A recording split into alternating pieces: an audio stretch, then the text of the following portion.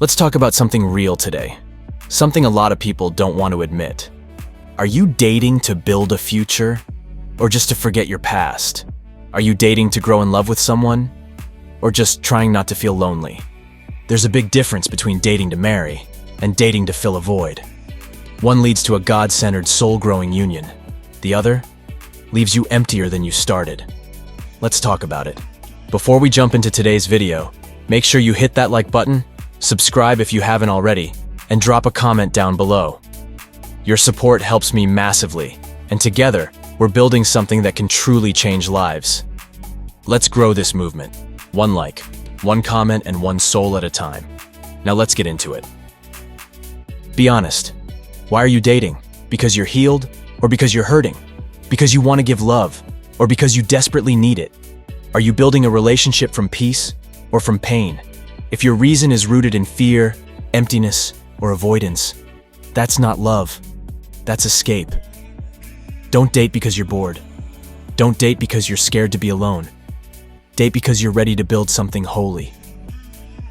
You know what happens when you date to fill a void? You never stop needing. You never stop reaching. You never stop feeling like it's not enough. You put pressure on the other person to be your therapist, your parent, your savior, your peace. But that's too much weight for anyone. People weren't made to complete you. That's God's job. A relationship isn't a rescue mission. It's a partnership. You're not trying to find someone to fix you. You're looking for someone to build with you. You're not chasing butterflies. You're building a garden. You're not rushing into the feeling. You're preparing for the foundation. Let's be honest. Some people just love the chase. The butterflies, the texts, the attention. But the real work, the accountability, the self-reflection, they run from that. If you're always chasing a vibe, but never staying for the vision, you're not dating to marry. You're dating for distraction. Love isn't a high. It's a holy responsibility. When you're dating to fill a void, you rush it. We've only known each other a week, but I think this is it. I can't be alone. I need someone now. I know they're not perfect, but they make me feel something. Feelings are loud, but they're not always true. Real love is patient, not impulsive, not reactive, not desperate. If you're rushing, you're probably avoiding something deeper. This isn't just about kisses and dates. This is about purpose, legacy, building a life together. Raising children in love, not trauma. Growing spiritually side by side, romance fades. Butterflies die, but purpose lasts. If you don't have a shared vision, it's just vibes, and vibes won't sustain a storm. Dating while broken leads to damage. For both of you, heal the inner child. Mend the wounded heart. Find peace in your singleness. If you can't be alone, you'll attach to anyone, even if they hurt you. Say, God, heal the parts of me that crave validation. God, teach me to feel whole in you first. God, prepare me for love. Don't just let me chase it. Healing prepares you for what you're praying for.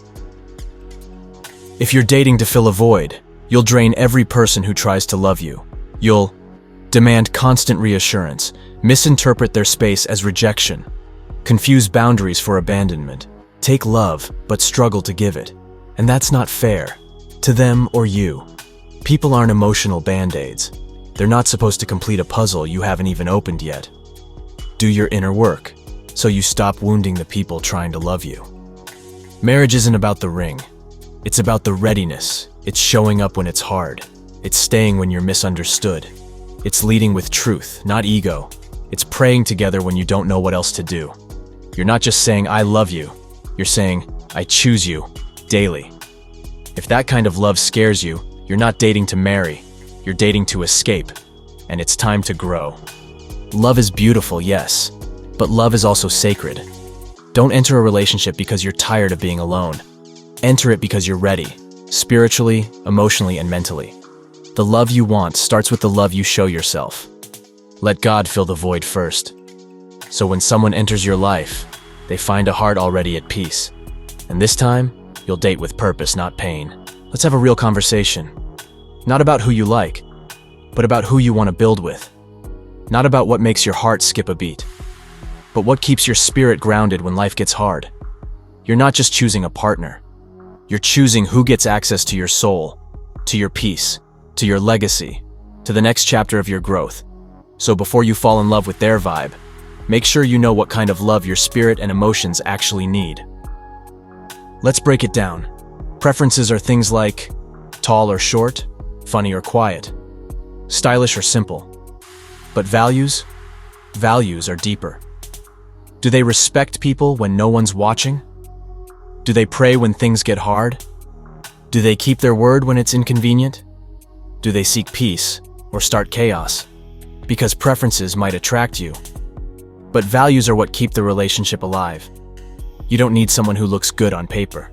You need someone who matches the paper God wrote for your life. Listen closely. If they don't talk to God about their struggles, they'll eventually take those struggles out on you. Ask yourself, do they seek God when they're hurting? Do they invite you into prayer?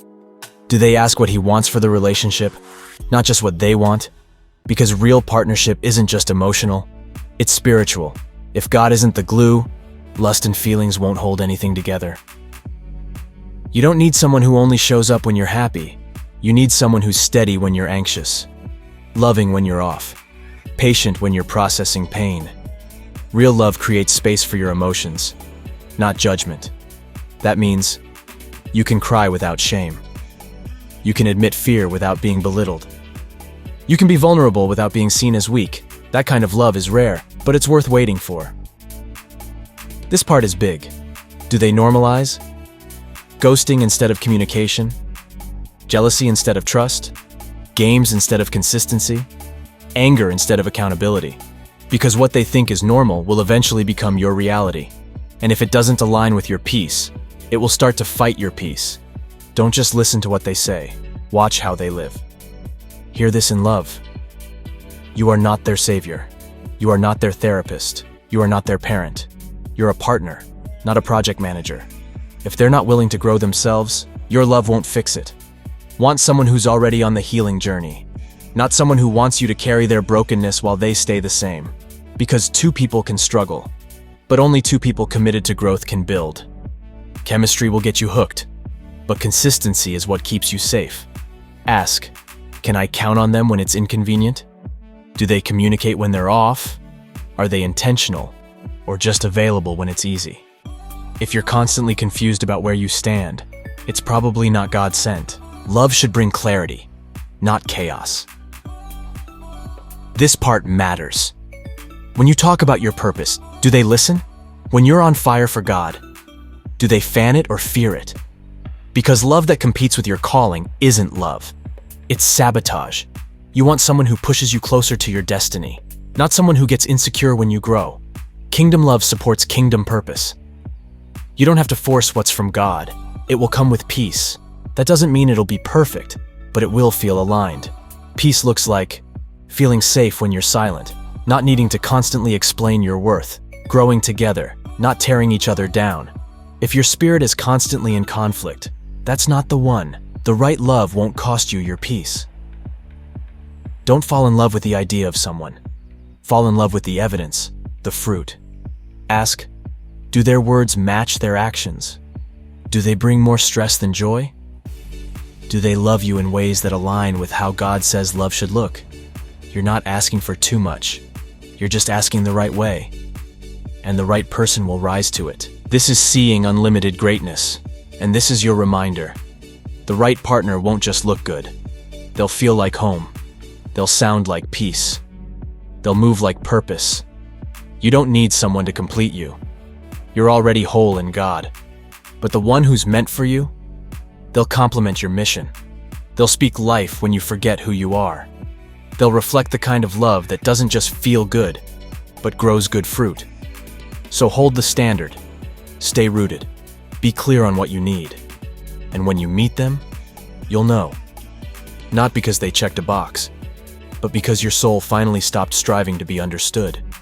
This time, you'll be loved for who you really are.